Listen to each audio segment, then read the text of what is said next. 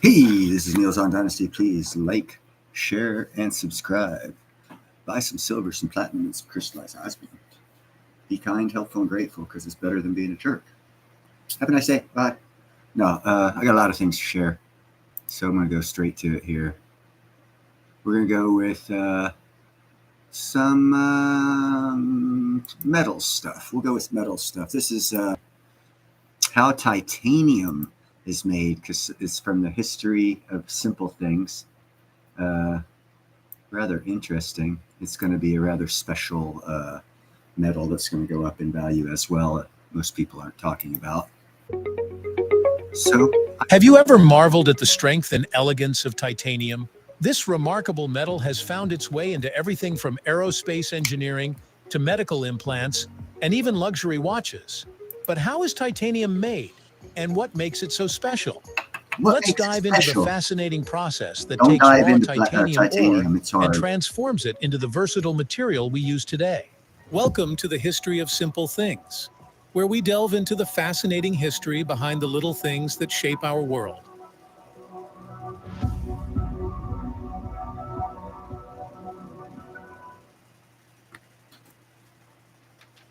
Titanium doesn't just appear ready for use. It's extracted from the earth in the form of ore. Most titanium is found in two main minerals, ilmenite and rutile. These minerals are typically mined from open-pit mines, with Australia, South Africa, and Canada being some of the largest producers. The mining process involves heavy machinery to extract the ore, followed by crushing and washing to separate the titanium-bearing minerals from other materials.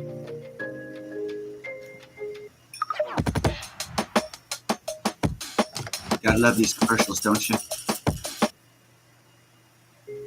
Interestingly, titanium is the ninth most abundant element in Earth's crust, but it's rarely found in its pure form.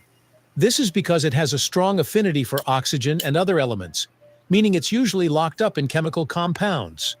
Extracting titanium from these compounds is no small feat and requires a multi-step process.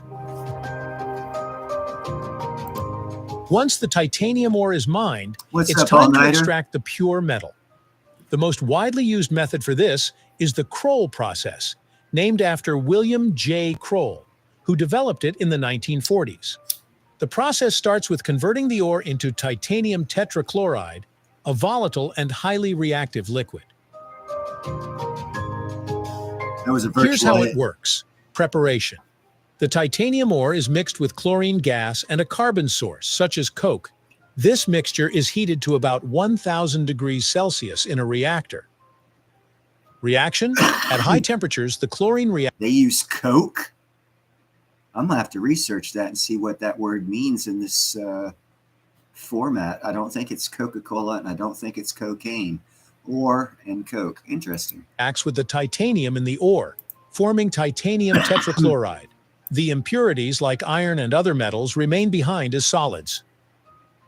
Purification. The titanium tetrachloride is distilled to remove any remaining impurities, leaving behind a pure liquid. The next step is reducing the titanium tetrachloride into metallic titanium. This is done by reacting it with magnesium or sodium in a vacuum or inert atmosphere. The reaction produces titanium sponge, a porous, spongy form of the metal, and magnesium chloride or sodium chloride as byproducts.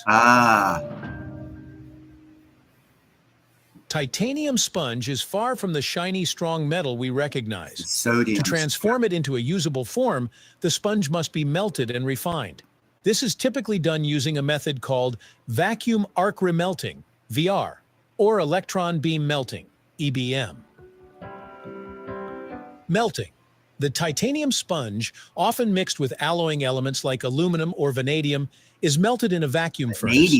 This removes any remaining impurities and creates a homogeneous metal. Casting. The molten titanium is then cast into ingots, which are large blocks of metal.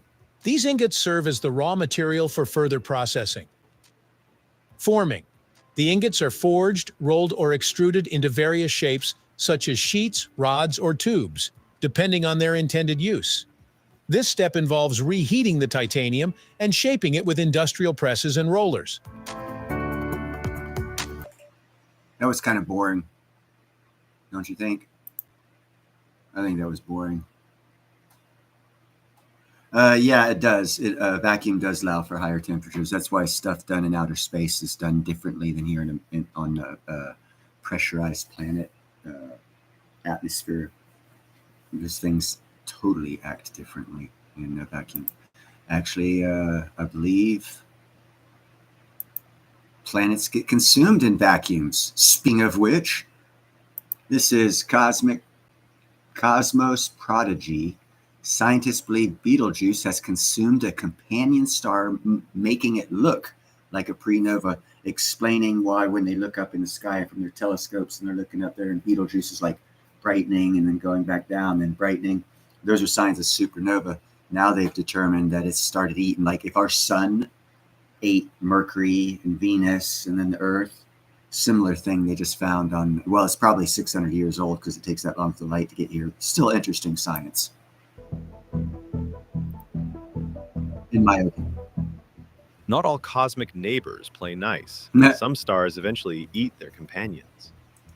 After decades of watching, waiting, and wondering, astronomers have finally laid eyes on the elusive partner of the legendary star, Betelgeuse.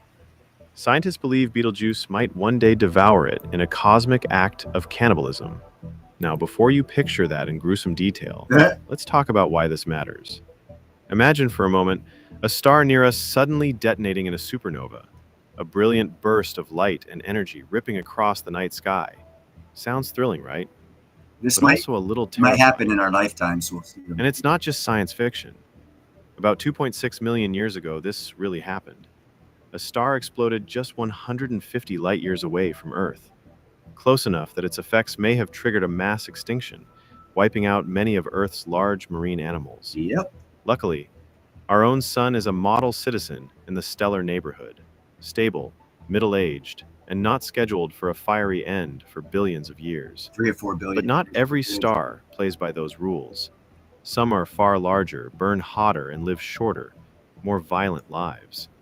And when their time's up, they go out in spectacular, destructive style. And here's the kicker. Some of those ticking time bombs are relatively nearby. Stars like Spica, Antares, and Rigel could all blow in the distant future. We don't have to. So I'm at the garden, and this guy's talking about this incredible encore dining experience where you get great encore food, dining with players. So I don't care about encore. They're hundreds of light years away, so Earth wouldn't be fried, but their death throes would be so bright they could outshine the moon for weeks. Among them, Betelgeuse is the drama queen of the cosmos. Drama queen. This hulking red supergiant in Orion is around 642 light years away. Now, looking at this, you see where my cursor is. Let's go back just a touch so you get the sun out of the picture. Betelgeuse is right there. This is Orion's belt. This is the constellation of Orion. If Betelgeuse goes supernova, that means it's going to disappear. My question has always been, and I have not gotten an answer for this, what does that do for astrology? You know, the psychic people who believe in the astrology part of it predicting future and stuff like that, when Orion's goes away. Because without Orion's shoulder, as you can see right here, Betelgeuse is part of the right shoulder of the constellation Orion. When it goes away, all we're going to have is Orion's belt. Orion will be no more. And I'm curious how that's going to affect all the psychology of people here on Earth. 42 light years away, which means the light you see from it What's up, tonight Silver and Hunter? actually left the star roughly 6 centuries ago. We don't know its exact distance. Astronomy still has its mysteries. But here's a mind bender. Betelgeuse could have exploded already, centuries back, and the light of that cataclysm just hasn't reached us yet. Tomorrow's sunset could be followed by a night sky hijacked by the glow of a star's violent death. But here's the frustrating part. No one knows when it will happen. Betelgeuse has been behaving strangely for years, showing bizarre fluctuations that have some experts on edge. And the deeper scientists look, the stranger it gets. Recently, an advanced space observatory delivered a fresh, crystal-clear image of Betelgeuse, and it revealed something stunning. The star has dimmed in 3 distinct ways, each triggered by a completely different cause. The most jaw-dropping event? The so-called Great Dimming, when Betelgeuse suddenly lost 35% of its brightness. That kind of sudden fade is no small matter for a star. It's the kind of change that makes astronomers sit up and say, What wait, the hell? something's seriously wrong here. Yeah, boy, howdy. Stars simply don't dim that much without a big reason. At first, it was pure mystery, an unsettling one. But after poring over the data, scientists cracked the case. Betelgeuse had coughed out an enormous cloud of dust from its own surface. That dusty veil drifted across our line of sight, cooled, and blocked part of the star's glow. It's kind of like global From warming Earth, on a Betelgeuse cosmic looked like it scale. had lost a third of its brilliance almost overnight. But that's only one piece. Hold on. Now, if we send environmentalists out there, could they protest and get Betelgeuse to quit putting out so much air pollution that changes the light? Just kidding. Of the puzzle. The second dimming pattern is far more personal. What's up, Gerald? Every What's up, 400 Chad? days, Betelgeuse's light subtly rises and falls, not because of dust, but because of something deep within. You see, red supergiants like Betelgeuse are restless giants. They expand and contract in slow, deliberate pulses, almost like a heartbeat you can't quite hear, but can still feel. With each rhythmic swell and shrink of its outer layers, the star's brightness shifts in a steady cycle.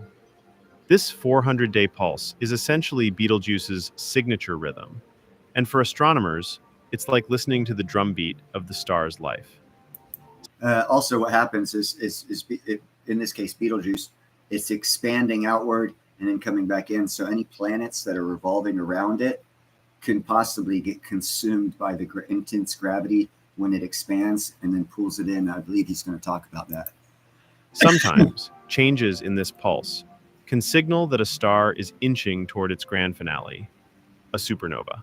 On its own, this pulse doesn't mean Betelgeuse is about to erupt tomorrow, but it could be the slow, steady ticking of a countdown clock. And then there's the third type of dimming, the most baffling of them all.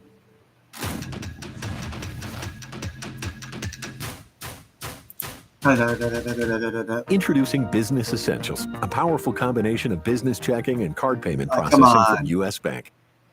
It appears roughly every 6 years, and for the longest time, nobody could pin down the cause. It didn't match the star's heartbeat. It wasn't caused by dust.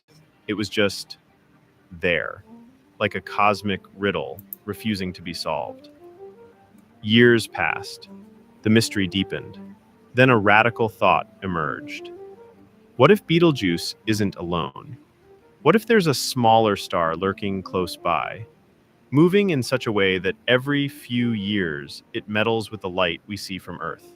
Computer models ran, simulations played out.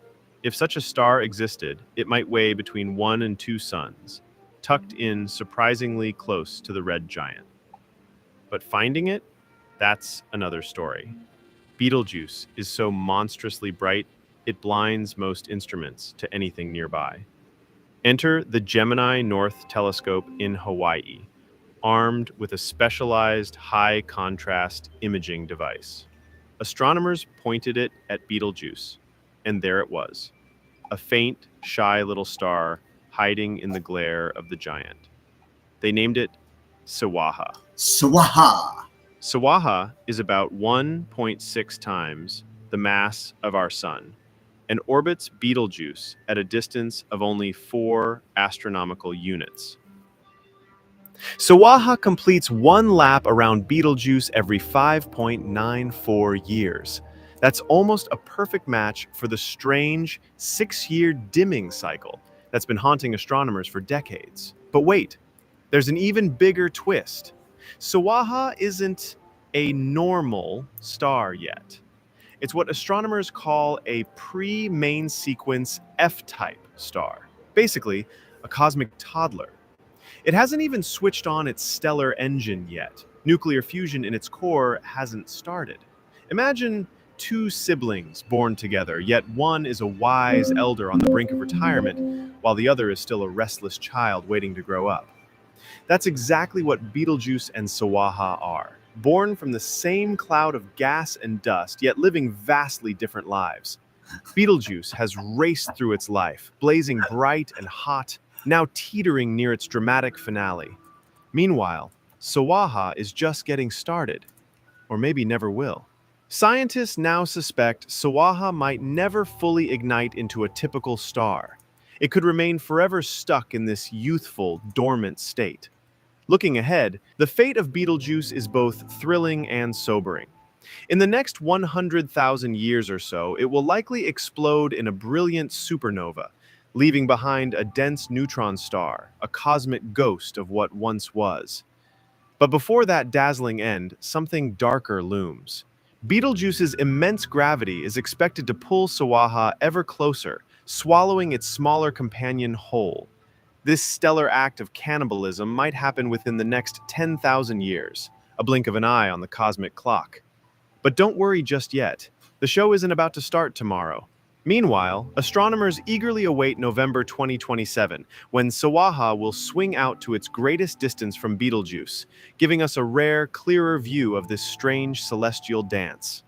As we continue to study this fascinating duo, our understanding of how massive stars live, evolve, and die deepens. Whether Betelgeuse's grand finale happens next week or millennia from now, one truth stands firm.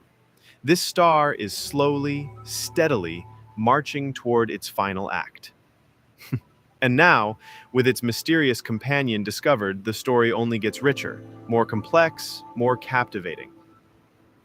That wraps up today's journey in... And also what that does is it lets you know that, 27th, it lets you know that we're going to get, once that happens, when they go supernova, they shoot out platinum, gold, and all these metals and minerals. So when we do see the light of that happening, there'll be microscopic precious metals, rare earth metals, critical earth metals being deposited on our planet in mass. And that extinction event they talked about 100 million years ago, something like that, from that supernova that happened close to us, probably deposited quite a bit of gold and platinum on our planet. It's that time to get paid. Let's see. Exposing woke garbage. Spies. Here we go. We're going to go with... Yes, lots of distractions. We're going to go with a clear signal of a person's mindset is how they design their presidential libraries, because those are going to last forever. So we're going to bring you this one. It's from Benny Johnson. It's a good one. Let me turn the volume up here. It's I investigated Obama's new presidential library in Chicago versus Trump's skyscraper. This is insane. Now, let's see what he has to say. Home to not one, but two presidential towers. One is a magisterial, gleaming skyscraper of glass and steel, renowned the world over, an engineering marvel.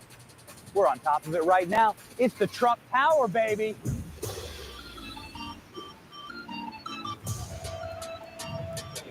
Good afternoon and welcome to the Trump Chicago. And one... It's all good, all-nighter. Thanks for staying around, bro.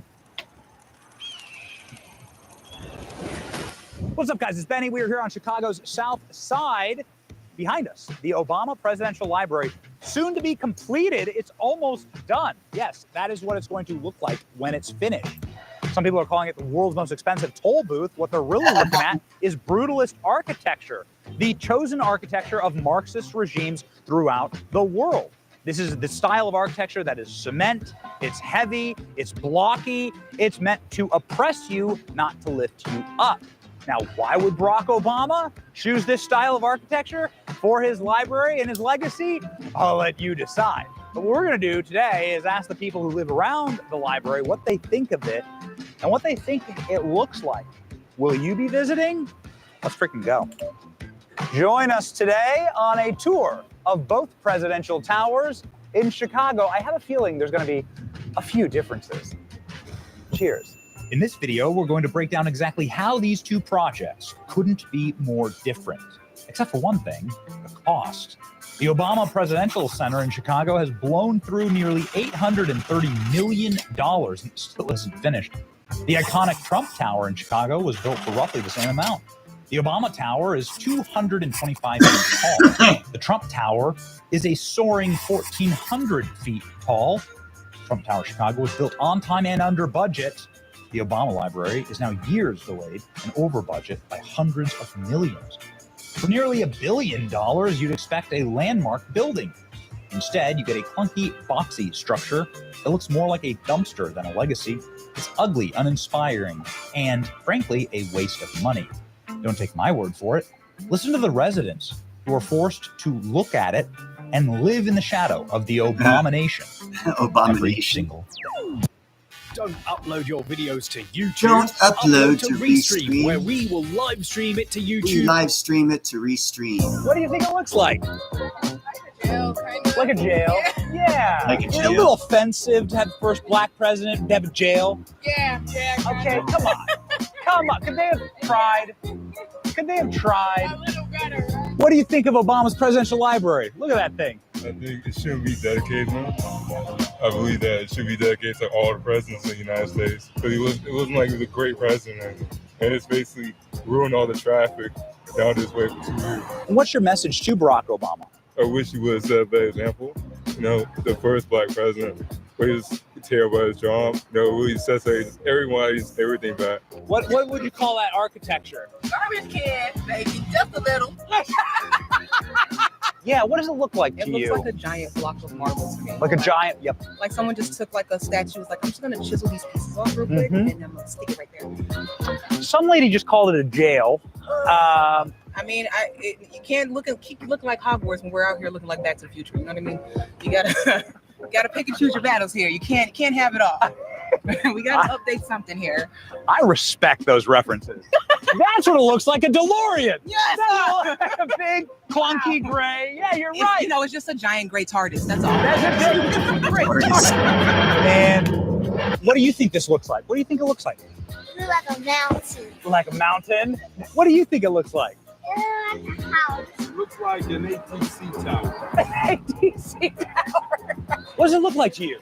Looks like a big mausoleum. A big mausoleum. Some people tell us that we read headlines, that some people were upset that it might gentrify or cause traffic and stuff. What do you think about that? I don't think so. This is great. There's plenty of streets in Chicago you can reroute to. So just take it and suck it up. Take it in and suck it up. Yes, yes. That's right. That's what Barack said to Michelle.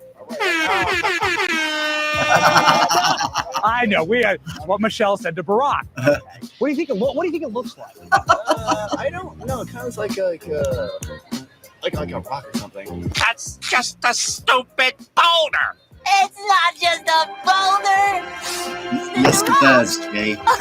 Very much What's your so. message to Barack Obama? I don't know what you're doing right now, but whatever you're doing, I hope it's good. Yeah. A giant prison. Looks like a giant prison. On the lakefront. A prison on the lakefront. That's great. What a fitting tribute to our first black president. Absolutely. Yeah. Goodness gracious. Oh, wait, we heard that twice today? Did you really? Yeah. That it looks like a prison. And some lady was like, no, my husband was in jail. This is what a jail looks like. Yeah, though what, this looks better? Yeah, no, I don't think, yeah, I agree. I guess that's the style of art they do nowadays. In Marxist countries, yeah, communist countries. Yeah.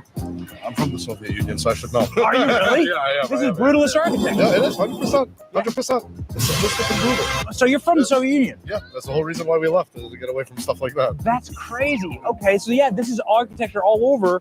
And most people don't know what brutalist architecture is, but that's exactly what it is, right? No, it is. I mean, people try to do good, but the statement here that's left leaves a bad taste in my mouth. Trump's library is going to be totally different. Oh, I hope no. That's going to be great. You're going to tell. You can already tell by his actions and the words he chooses and how he chooses to go on forth with it. You know, Yeah. he moves with a purpose. Yes. This was no purpose. This has no purpose. Communism has no purpose. Brutalist architecture has no purpose. Former communists against Obama for Donald Trump. While nearly $1 billion got poured into this building, the neighborhoods around it are left for dead. I found an abandoned boat in the parking lot filled with weeds and beer cans just sitting there to rot. Nothing but class here in the south side of Chicago. People were so excited to visit the Obama Presidential Library. They just drove their boat right up here and parked it. They can't wait. And they've been parking it for a while. Hopefully this will be in the Obama Presidential Library. Maybe this is part of it because it's a perfect representation of Obama's presidency. Power lines hanging low, a smashed street lamp, graffiti plastered everywhere, trash piled up on the corners, and yeah, plenty of empty 40-ounce bottles scattered around like it's a party that nobody cleaned up from. The reality around the center is a neglected, rundown mess. If you're spending this kind of money on legacy projects, you'd expect some effort to clean up the neighborhood, right? Nope. It's like pouring gold into a rust. On top of it, the project is mired in a $40 million racial discrimination lawsuit related to DEI hiring practices. Very on brand. The Obama Center's design is painfully bland, boxy, with zero architectural character. It doesn't add to the Chicago skyline, it drags it down. In contrast, Trump Tower is a masterpiece of modern design. Its gleaming glass facade and bold lines create a stunning presence that embodies ambition and success. It isn't just a building, it's a statement. Trump Tower has stood for 16 years as a privately funded, privately owned skyscraper that boosts Chicago's economy and skyline. Designed by top architects and packed with luxury condos, hotel rooms, and offices, it's a mixed-use marvel that attracts residents, tourists, and businesses alike. Every dollar spent on the Trump Tower in Chicago built something of value. It's lasting. And unlike the endlessly delayed, overpriced Obama Center,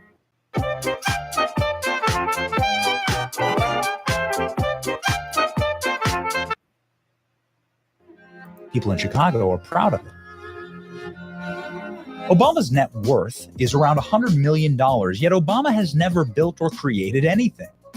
He's designed no product and provided no service, except to serve himself.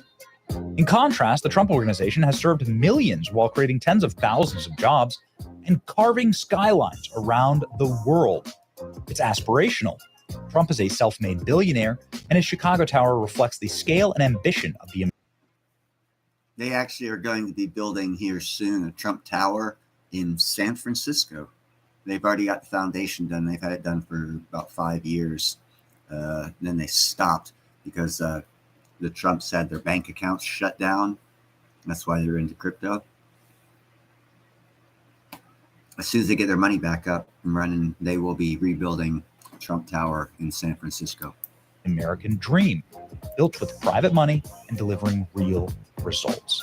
The contrast is stark. The Obama Center is a cautionary tale of waste, mismanagement. You should have heard the joke that Benny Johnson said to a guy he was talking to earlier, about 3 minutes before you said that. It was funny. And lack of vision. The Trump Tower is a shining example of how ambition, investment, and execution builds true legacies. You know, the skyscraper is a uniquely American invention. We're the first ones to build them. True. We're the best at building them. True. And cities like Chicago is a city of skyscrapers. It's one of the. Oh, hey, I didn't want to push this, but since you said we're the best at building skyscrapers, out here in San Francisco Bay Area, I am a high-rise specialist with metal flooring systems. I've done 12 high-rises in the Bay Area, and on the West Coast, probably in America, I'm a metal decking specialist of high-rise buildings. The best skylines in the world.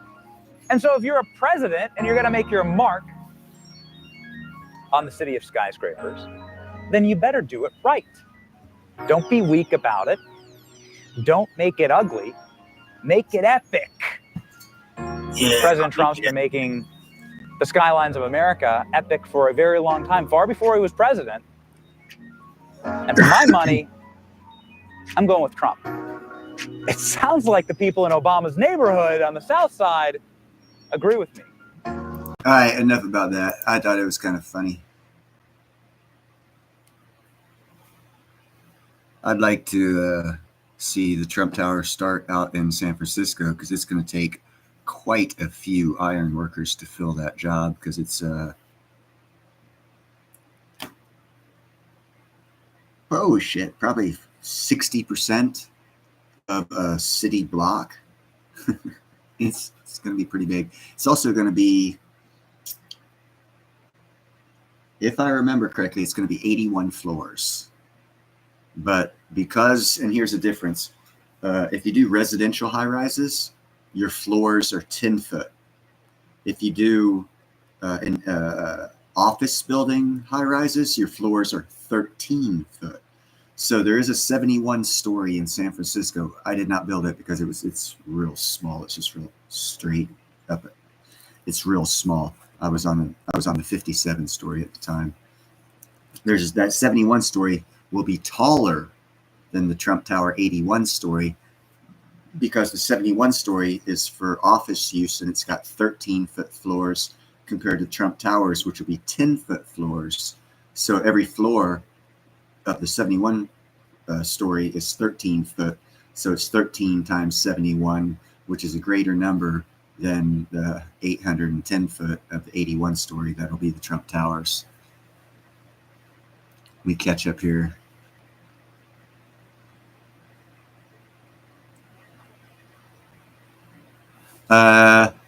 All-nighter, it's corrugated metal flooring as concrete forms. No, it's not concrete forms. It stays on the building. They put the I-beams in and then the headers. Basically, it's a box, 30 by 30, 25 by 25 in most cases. And they run the decking, and then we weld, or we used to weld. Now we Hilti shoot them down. And then we take metal studs that vary in size depending on the thickness of the concrete. And we use an electric stud gun, about like 480 volts.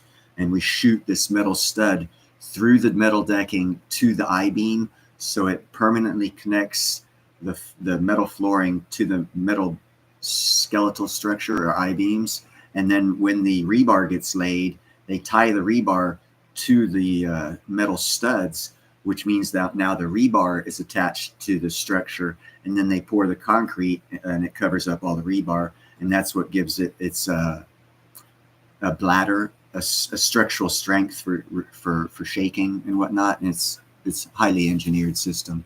Simple, but highly engineered. It all depends on how long it takes to be built, Jay. Typically nowadays, when I was running work about 10, 15 years ago, we'd do 2 floors a week. So, it depends on how fast they want us to go, or how much time they want us to take for economic reasons. Like right now, we have a job that's going to have 60 guys on it in Livermore, out in the real hot area, doing a solar panel. And they only work for like 10 minutes and take 50 minutes off, and they're working 12-hour days. So in 12 hours, they're getting in 120 minutes. They're getting 2 hours of actual work in a 12-hour day because of the amount of regulations and stuff like that for heat stroke and all this other stuff. They've got a temperature limit of how many minutes you can work in an hour depending on the temperature, and that also applies. So there's a lot of weird stuff they've added to the job that if they decide to use those regulations, it can slow the job down. If they choose not to, dude, ironwork, we can throw up a 40 store in 4 months, 5 months, and ironworkers will be moved out. You'll be getting the sheathing up, and all the interior stuff's already be halfway done in 4 months, 5 months, probably totally finished in a year. A 40-story building. If they don't slow us down with rules and regulations and blah, blah, blah, blah, blah, payoffs, whatever, how it goes. I had a video. I'm not going to show it on DC, and they're actually cleaning it up right now, Gerald, excuse me. They got dumpsters out there. They got front end loaders, and they're like cleaning it up. And as well they should. It's the nation's capital. When all these other leaders and all these other people come to see America, I don't want them to see a homeless encampment. That's not the image I want people to have of America. And shame on DC local politicians for making their economy that way through greed, corruption, and payoffs, and whatever else makes it that way. I don't know, but it's not the right stuff being done, that's for sure. See, remember the floor taking 1 week to erect, but I got started with yeah, we're double that all-nighter. We can do 2 floors a week, easy, very easy. And that's actually why I don't work a lot, because I'm actually a worker. I'm a blow and go kind of guy. I like getting it done, getting the fuck out of there and building the next one. And a lot of times the union's like, whoa, we have 2,000 hours in this job. We don't need to get it done in 1,200 hours and turn in 800. That's 800 hours these guys can be working. So they slow the job down and they lay guys like me off, because I can go on a job and I'll look at it. I'll be like, you're missing this over here. That right there is wrong. That over there needs to be done. And where's this at? And they'll look at me like, have you seen the prints yet? And I'll be like, no. But I know that has to happen, and I can see it hasn't happened, and I know you're not done with this floor. And they'll be like, holy shit, let's go look at the prints, and they'll come back and they'll be like, oh yeah, we need to do this. I built a whole job. It's John Muir Health Center right behind the Safeway on the Ignacio Boulevard in Walnut Creek. They had a small section pre-built, and we added a new building to the old building, which really sucks because nothing's really straight and square when you do that. New building's straight and square, old building's not. And anyhow, it was like a 2-story structure. It had a swimming pool, had a basketball court. It was like lots of different levels and shit to it. I was on that job for like 3 months, doing the decking on it, cutting in, putting the floor, shooting studs, flashing, all that stuff. Did not have a set of prints till 3 days before I got laid off, and the job was done. The inspector was on site, and I did, what do you call it, industry standard, basically. Even when it came to the existing wall of the building with the new wall of the building, there was a 6-inch differential on the spread because the old building was built at a little different. Whoever did it didn't do it right. And the flashing was not sent in because the architect and engineers presumed when they made the prints and ordered everything that the buildings would square up and we wouldn't need extra flashing to make up any differential space. And I know because of my experience that if you use 10 gauge metal and basically manufacture on-site flashing, which is what I did, from some other flashing that was 10 gauge, and you use that, it's thick enough of a metal that it'll supersede any code or regulation for filling a space of 6 inches or less. So I just used all my knowledge and did the whole job, 3 months, and 3 days before I got laid off. Actually, I spent the last 3 days. The reason why it took 3 days before they laid me off is I went with the inspector over the whole freaking job, make sure I did everything right. And there was only one line of studs on a large beam that was like 50 foot. So it was like 2 50-foot beams that came together. And then they studded them together like that because underneath it was a swimming pool. So they needed a large open space without no columns there. And on that in particular beam, they wanted 3 rows of studs, and I only put 2 rows of studs. But it was kind of a thick beam, so I could see where they went through. That's the only thing I got wrong on the whole job. Shipped home to VA. Rivets. Ooh, let me see if I can't find these real fast. Speaking of rivets. Rivet.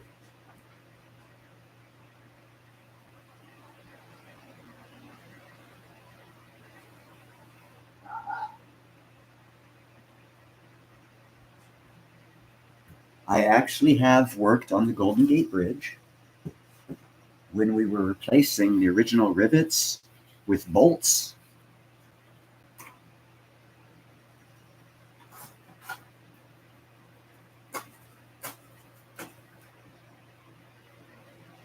And believe it or not, you can barely see the orange, the international orange. This is an original rivet from the 1940s. I got 9 of them from the Golden Gate Bridge.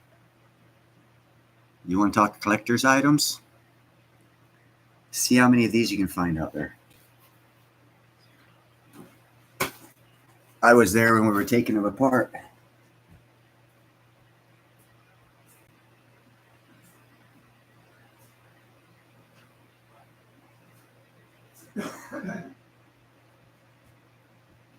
And because I'm a weird son of a gun, as you guys well know, I knew at the time that we were dismantling and taking out all the old rivets and replacing them with new bolts.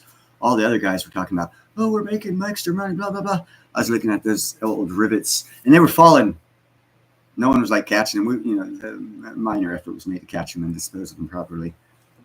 Very minor. I caught some and stuck them in my pocket because at the time I was thinking, these will be valuable someday because they are original, historic rivets to the original Golden Gate Bridge.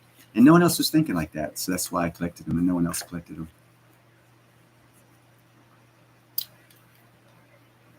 Oh, no, it's, I don't know. It probably, I've been all-nighter. I've been doing decking for, let's see, I was 96. I started doing decking, and I pretty much only did decking till about 2020. So for 24 years, I did metal decking flooring. I'm a metal decking flooring specialist, high-rise specialist at that. But any metal flooring, acoustic, actually it'd be roofing, flooring, ceiling. It's a roof and a ceiling. Acoustic ceilings. I've put up acoustic decking. I've done it all, man. In decking, I've worked on the Linguistics Center in Monterey, Post-Naval Graduate Academies, Recreational Center. I built that for them, and we were allowed to get in. That's why one reason why I was able to get this right here, twig card, because I have special. I've always had eaten it from the military on into the civilian life in ironwork, because secret bases need iron workers to build them. CIA doesn't build their own buildings. NSA doesn't build their own buildings. They need someone with a security clearance to build their buildings. So they usually get the best. And they take them and send them to Hawaii and all kinds of things, like they did me. Not the government, but some company asked for me. Someone knew I was the best. They asked for me by name. I don't ask questions. I had a job at the time working for someone else, but fuck yeah, I quit. You're going to Hawaii for a month? Psh, yeah, I'll quit. You're paying me, and I don't have to pay for anything. You're covering all expenses? Psh, yeah, see you guys later. I'm out of here. I'm going to Hawaii for a month. Getting paid at the same time. And I'm going to meet the governor. As an iron worker.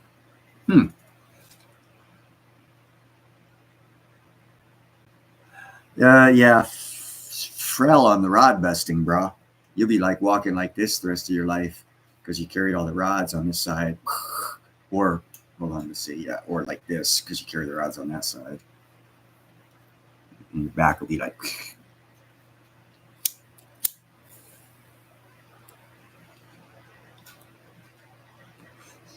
Gin with engine.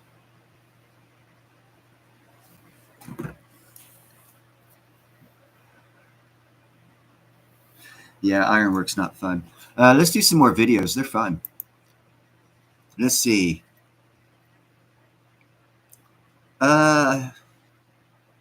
Ooh, okay. I'll give you a choice first. Deep sea mining or Chinese spies infiltrating U.S. colleges. I'll give you a couple seconds. I'm going to show both, but hey, what's up?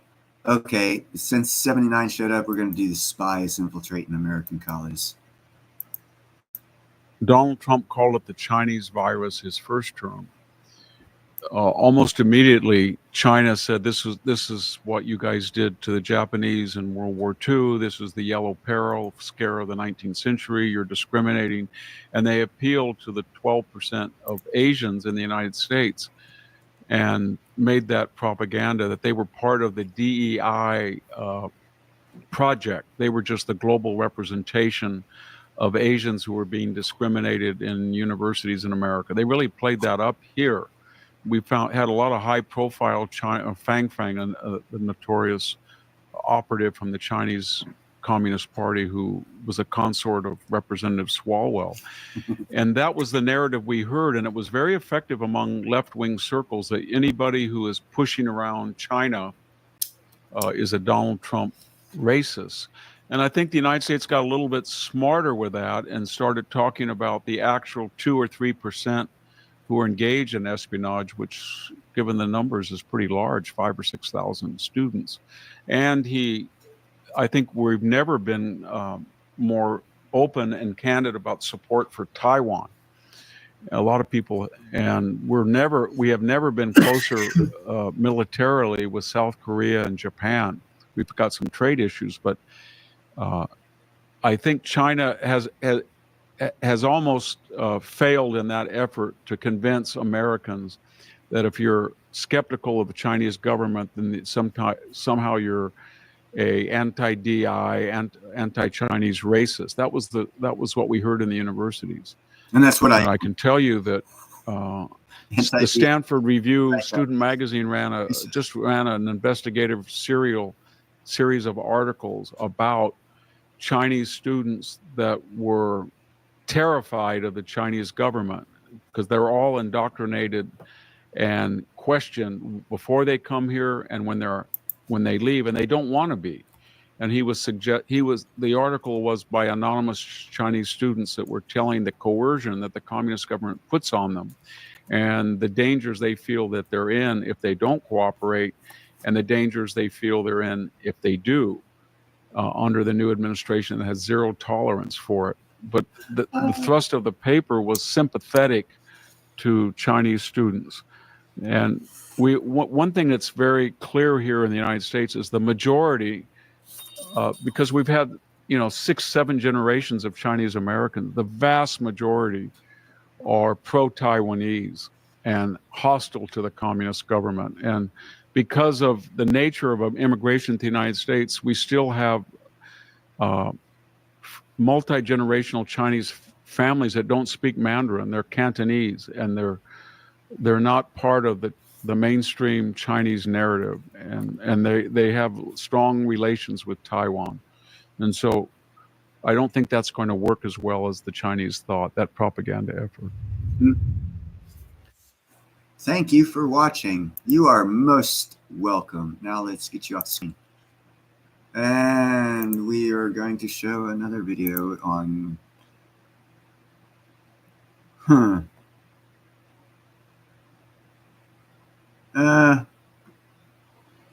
there we go. We're not going to do this whole video. We're just going to do a short bit of it. I think it's 20 minutes. Yeah, it's 21 minutes. We're not going to do the whole damn thing. It's about space mining. Oh, no, it's not. That's not space. It's kind of like space. There's a lot of space around it. That's a deep sea ocean mining rig. And yeah, it damn sure does look like space because I don't see nothing around it. Mining robot.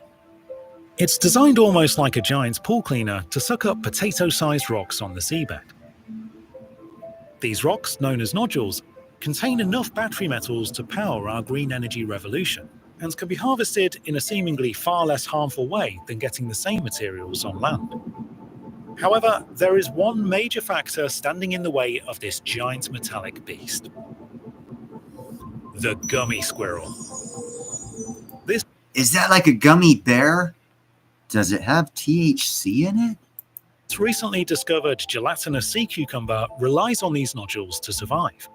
Removal of their